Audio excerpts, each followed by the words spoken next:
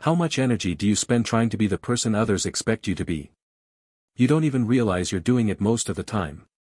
But every time you clench your fists to keep from reacting, every time you smile to hide the pain, you're hiding your real self. Today, I want to take you on a journey. Not outward, but inward, into the quiet rooms inside you, where your true self has been standing in the shadows, waiting. Why have you been hiding for so long? And what might happen, if you finally whisper, "I am here"? My real self isn't always pleasant. That's just the truth. I learned self-control sitting on my mother's lap. In our family, you didn't yell.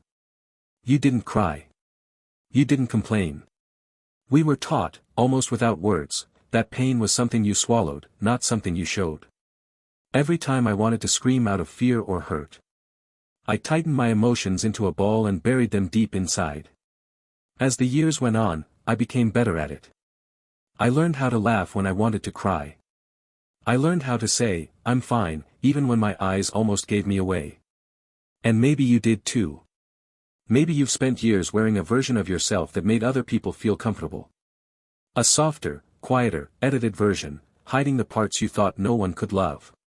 But the real you never went away. The real you is still there, waiting. Tired, maybe, but alive. I know you do this too. You wear a mask, not because you're fake, but because once, it helped you survive.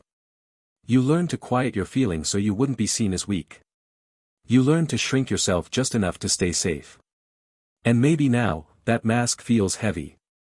Maybe you don't even know who you are without it anymore. But you are still there. You, with all your imperfections, your fears, your scars. You're still alive underneath it all. You don't need to be perfect to deserve to exist. You don't need to be polished to be loved. You are already enough. You don't have to hide anymore. You can step out of the shadows, even if it's just a tiny step today. You can ask yourself, who am I without this mask? And when you do, you might feel something powerful. You are not here to be what the world expects. You are here to be yourself.